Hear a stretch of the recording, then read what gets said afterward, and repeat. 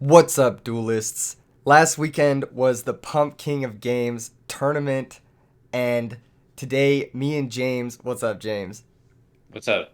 We're gonna go through the top 8 deck lists with you guys and do a brief tournament recap. But before we get into that, this last tournament, the Pumpking of Games, was a themed tournament.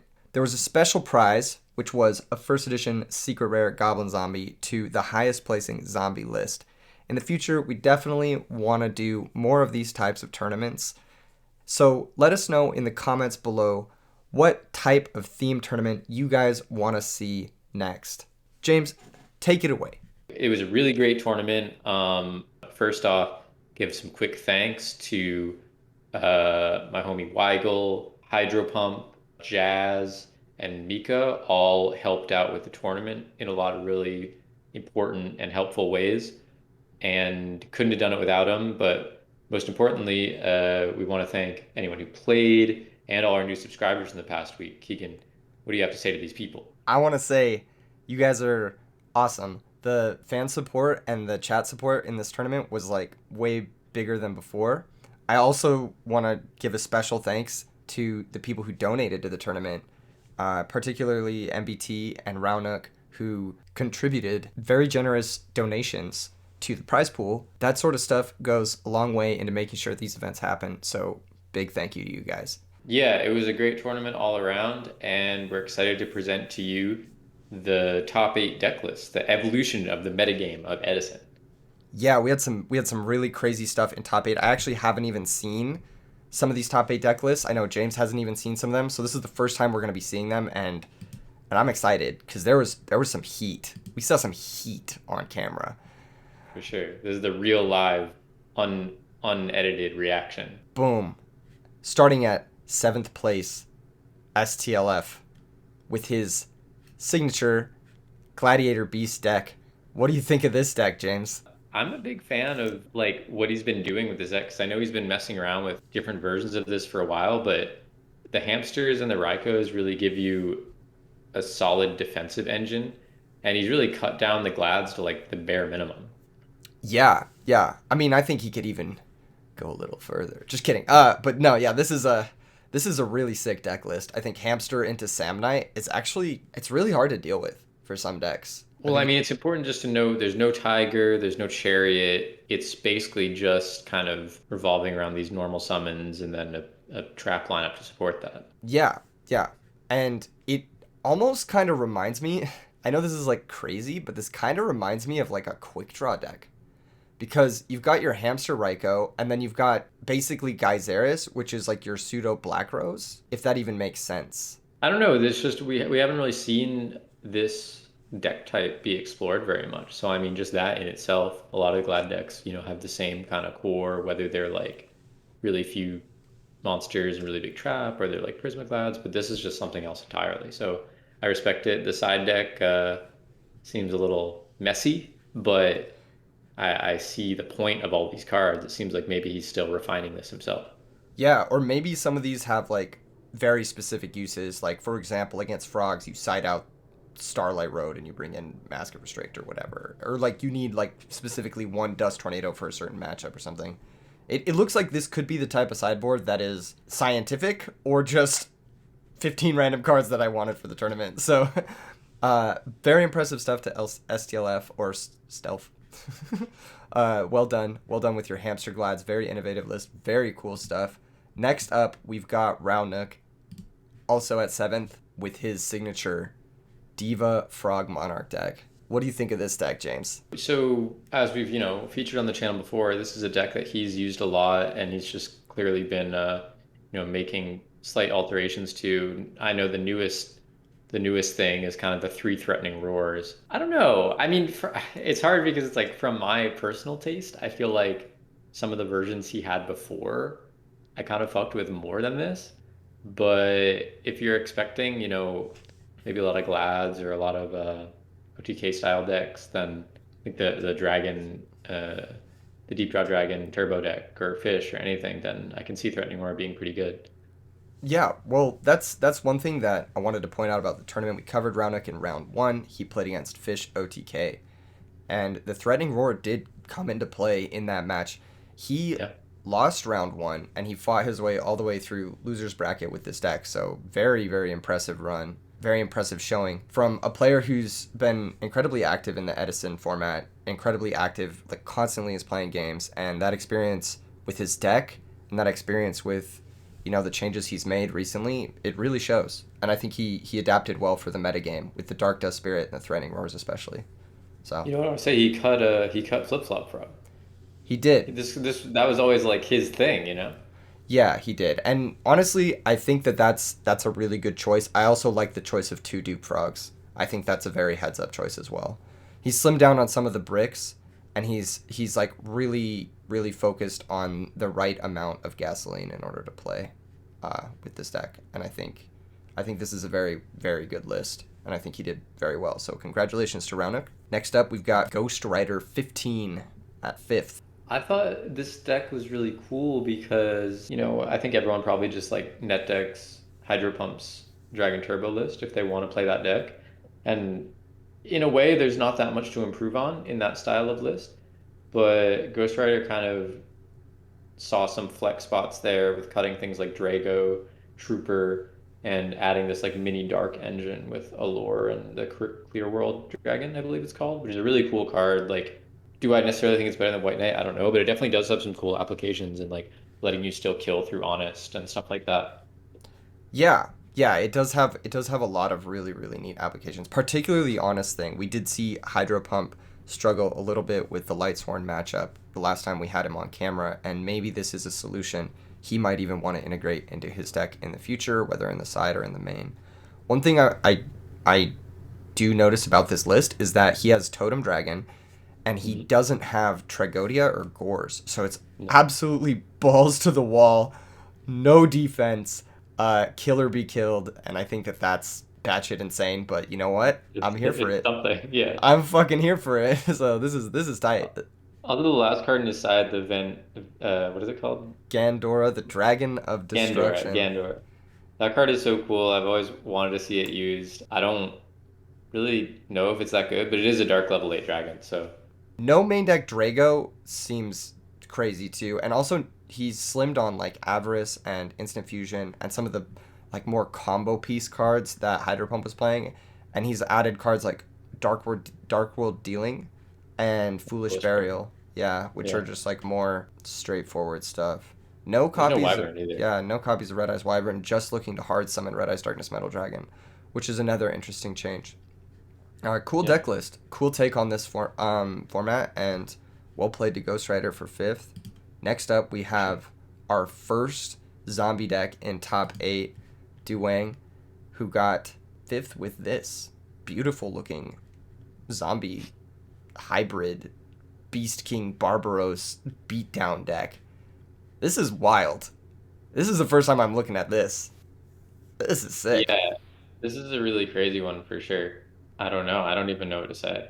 Unfortunately, I didn't get the pleasure of seeing this happen on camera, but I have been playing a similar ish list with decent results on the stream and in the FL Discord, which, by the way, check out the description below if you guys want to play Edison format with us. Make sure and join the Discord. Make sure and follow us on Twitch, twitch.tv/Edison Yu-Gi-Oh! I like the Goku. I never really realized that that card doesn't destroy itself if you have another zombie on the field. Yes, yes. So not only if you have another zombie on the field, James, but if there's a zombie on the field On the field. altogether. So maybe a little bit of hedge for the mirror matches. In general, it's just a really strong target for Pyramid Turtle to get that can also be pumped by Honest. And this guy backed up by a Royal Oppression or a Skill Drain can be really difficult for some decks to face. Yeah, I really like the side deck choices as well. Yeah, that one, the Royal Imperial Custom, that's what it's called. Um, yeah, I hadn't really taken a good look at this deck either, but it's just kind of got all the tech picks, the chalices, the swaps, just that strong light zombie beaters. And I think this is like my kind of stun deck, you know? I like this. Yeah, this list is hard. I fuck with it heavy. I think it's really tight. Good stuff to Duang. Next up, we've got top four, Jaina Ego with her take on the fairy deck, the fairy stun deck. And Yeah, this is not super different from lists catastrophically you've. different. Catastrophically. No, I'm just kidding. No, yeah, it's a very similar engine to the one that I've There's played like for two sure. different traps, right? It's the deep Um, prisons and yeah, less she bottomless. she, she decided to play Deep Prison over Bottomless and Freed, and she made another. I believe that was it. I believe she just Yeah, cut Freed and Bottomless for the two Deep Prisons. However, after the tournament, we talked, and she said she was probably going to try out Freed again in the future. Oh yeah, she also has Dust Tornado over the main deck right. Royal Oppression that I had. Yeah, one Yeah. thing that she did change in the side was the Vanity's Fiends, and then after the tournament, she said she was immediately cutting them again. But this is the card I want to talk about, Lord British Space Fighter. This card is sick. It can give you a lot of random like board clearing OTKs with Honest, which is fucking awesome. I mean, if you ever assemble this card with Honest, you can like just run over like machine gun down like 3 4 monsters and you know fucking spaceship. Everybody loves the Yeah, spaceships. it's really cool. I guess for anything that makes tokens, it can be pretty good. Yeah, it's good against tokens. It's great against recruiters. You know, cool stuff. Congratulations to Jaina. As a fairy player myself, always happy to see this deck do well. It's tight. Next up, top three. Are you ready, James? Are you ready? Yeah, let's go. Are you ready for top three? Are you ready for this? Are you ready for this deck? Because this deck is fucking wild. This deck is sick. Pro Storm, third place with his Skyscraper Heroes deck. What a take on this archetype. I thought it was funny that a bunch of people joined recently that all wanted to try out Heroes. So I feel like Heroes got kind of like solved. You know what I mean? Like a bunch of people were really trying to like figure out good ratios and stuff. So I know he like because I know he wasn't on Captain Gold at first, and now Captain Gold makes an appearance. But I actually was really impressed with that card in particular on stream. Well, Skyscraper, I guess more so than Captain Gold. Um, but Yeah, like really came through yeah, it was awesome against the Lightsworn matchup. It let him attack over Wolves and Celestias. It lets him attack over Monarchs. It just through turned. Honest too. Yeah, and he did attack over a Herald of Orange Light through Honest using Skyscraper, which is really, really cool interaction. Powerful stuff, powerful stuff. He's also on triple Hero Blast, triple Gemini Spark, trying to capitalize as much as possible off of those powerful interactions. And double Elemental Hero Ocean to try and get that juicy standby phase recursion +1, which we saw honestly come into play quite a bit on camera. I don't know if you caught those games, but there were multiple games where he returned Stratos with Ocean, and then that was Mhm. just too much of an advantage for his opponent to deal with. So They said there, it couldn't be done. they said it couldn't be done, but Pro Storm, he did it. The side deck is also I like the side deck. It's really good. It's really good. I love the one copy of Sirocco for Blackwings. That's a technology that I have since stolen from Pro Storm. I've been putting one or two Siroccos in a couple of different decks that are similar to this, like Stun, and having a Mhm. lot of success with it. So, um, really, really heads up stuff, and that's based. So, congratulations to Pro Storm. Very well played, and really cool to see this deck actually do something for the first time. So that's dope. No cap. For sure. Next up, second place, Connor Zhao. If I'm mispronouncing any of your names, I'm sorry, but well, we're out here. We're out here doing our best. All right, James, tell me a little something about this deck.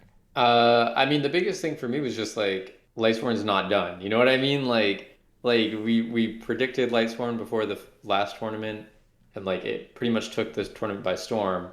But it's like Lightsworn's not going away. Like Lightsworn's a very strong deck, and you just saw it time and time again. Multiple JDs, getting there. And this also, has the addition of the dark engine, which honestly I'm a fan of. I feel like it does, by necessity add to some of the bricks, but I like that he's kind of included stuff like Crow as additional dark fodder that fills multiple roles. Yeah, I think this sort of like pseudo Twilight Sworn is that what you'd call this, or is this Twilight, just yeah, this is a Twilight deck. yeah, this pseudo Twilight Sworn deck is kind of pog. I mean, you just have a shitload of limited bombs, and you Hmm. just slam one of them on the table. It's usually good enough. Two of them, it's usually good enough, even more. So, I mean, Can't complain about it. I really like the inclusion of Trap Dust Shoot and Book of Moon as one of pieces of interaction. I think that sometimes Lightsworn can struggle if it doesn't have, like, let's say it has a way to get milling, right? But it just needs that one piece of interaction to buy them that one crucial turn where they're able to get the fourth name or stick their Lila around or whatever. And I think just having that one Book of Moon or that one Trap Dust Shoot is really, really crucial. So strong inclusions, in my opinion. Good For stuff. sure. Congratulations to Connor. Well played. And second place is nothing Good side to. deck too. Yeah, the This side looks like deck. a me side deck. This does kind of look like a U side deck, except the Smashing Grounds. I know that you I hate personally, smashing. personally, but you know what you do like? Smash, like, subscribe. And that's what you guys, Love the that. viewers, you and the viewers, you know what? Only about 45% of you are subscribed. So 56% of you or whatever. What are you doing? Click that button. Click that bell. That will really help us out. Anyway, on to first place. The most hype. What you're all here for. What you've all been waiting for. What ended up Drumroll, winning please. this intro drum roll sound effect? What ended up winning this tournament, James? Tell the people what ended up winning this tournament. Zombies, the namesake of the tournament, Yeah, were able to get there in the end. Jikes ended up winning with McFucking Diva Zombies, which is like the sickest shit ever. We threw a theme tournament and the theme was just like, hey, this deck is real. This deck is legit. And speaking of legit, this deck list is fucking sick. Yeah, it looks really solid. The Diva engine, I'm curious like how much that did work for Jikes. But the at least the rest of it looks like a really tuned version of, just all the good stuff zombie cards and good stuff control cards. As someone who has played zombies a fair bit and played a bunch of different variations of this deck, and um I remember in 2010 it was really popular to play the two divas in zombies, and there was sort of this like mathematical theory that four tuners was the amount you wanted in a deck like this, and diva kind of let you play two of them at the same time, and it gave you a bunch of like random OTK setups where like diva plus goblin zombie can turn into an OTK really easily with like one extender. Obviously it's a card that can brick, right? You can draw two divas, but the upside of it is very high. Like just being able to randomly OTK if you have a goblin zombie in play that's pretty For huge. sure. I mean, we were all joking that it was kind of a redux of 2009 format with Diva Zombie versus Lightsworn in the finals. And pretty much at the time of Edison in 2010, people were very much like those decks are, if not dead, but like they're not as powerful as they once were. So to see that be the finals is really funny. And he's also got the one copy of Illblood. We can't forget Illblood. This is just such a sick list. I am definitely going to be playing a lot more with this list. I also love the inclusion of Return from the Different Dimension. This was a card that in 2010 for some fucking reason not a lot of people were playing, and I think that this should just be like a staple in every deck that looks like this. Basically any Mizuki Plague, whatever sort of like zombie Necro Gardena deck, I think Return should just be like a pseudo soul charge in that deck, and it's arguably better than Burial in some positions. So very, very, very strong. We saw it do some work for him on camera, didn't we, James? Oh yeah, Return definitely, whether you want to say stole or just like took a lot of games. Also, the Dark Armed was very strong for Jix this weekend. Yes, Very, yes. The very Dark powerful. Armed. How could we forget about Young Dad? Dark Armed Dragon. An absolute bomb. And this deck does a really good job of playing it too, with a lot of different ways to control its graveyard and make sure you have exactly three darks. So, really great Totally. I think I stuff. said I think I said on stream that this was probably one of the best decks at casting Dark Armed. Absolutely. Absolutely. It's like this Yeah. deck and like Vayu. And I think those are just Yep. the two best Dark Armed decks. I think you can make some argument that Blackwings could be to a degree, but in the middle to late game, Blackwing can struggle if they have like five or six darks Yeah, to they clear their don't have grave. much way to control their grave and even like outside of a Black Whirlwind, which sort of kind of can help you fuel your grave, like you don't have a lot of ways to like get a bunch of darks in the graveyard on command. So I think this deck does a great job at that, and he was really able to showcase the power of that. The side deck's good too. Yeah, the side deck looks great. I did talked to Jikes a little bit in the server. He mentioned that moving forward, he wanted to cut the 2 copies of Thunder King Ryo, and Yeah, I see that. he wanted to add I'm forgetting what he wanted to add, but he probably covered it in his discussion video of this deck. I'm gonna leave a link to that in the comments below. Make sure and check him out and see what he has to say about his run because it was impressive. He was undefeated until grand finals basically, which is Yeah, he only dropped that one set and then won the run back. So yeah, very impressive. I also think that this deck has like a surprisingly decent matchup against some of the unfair decks like Lightsworn and Dragons. So it's kind of interesting to see how like the meta had evolved to a place where zombies could actually take first place, or maybe this deck's just broken and we're sleeping on it. I don't even know. That's the beauty of Edison format, you know? I think it's a little bit of both, but yeah, at the end of the day, like this is definitely just it's like this is a deck you could really learn from, I think, because it's like you took a kind of unexpected deck and you just like refined it, boiled it down to its like core strengths, which are like the ability to fuel graveyard, like kind of like spam synchros on command and like with not very much setup for extenders, and then just like filled that out with consistency cards. So like I think this is a great approach to deck building and just a really impressive performance overall. Well played indeed to Jikes and to all of our top 8 contenders and to everyone who entered. It was a impressive tournament. 73 people showed up to play. A lot of people were there for the stream as well. We had way more viewers live than I thought we would. And thank you guys. That's the coolest thing ever. This was our first themed tournament, and the chosen theme obviously was for Halloween. It was zombies. But for the next themed tournament, we kind of want to know what you guys want to see. Let us know in the comments below what decks you would want us to do a themed tournament around. What deck you think hasn't been pushed to its fullest potential yet. The coverage of the tournament is going to be up within the next couple of days. We'll have some replay reviews of the final matches. And until the next tournament, just like, comment, subscribe, and stay tuned to the Twitch. We're going to try to stream a lot more and really appreciate the continued support. Peace.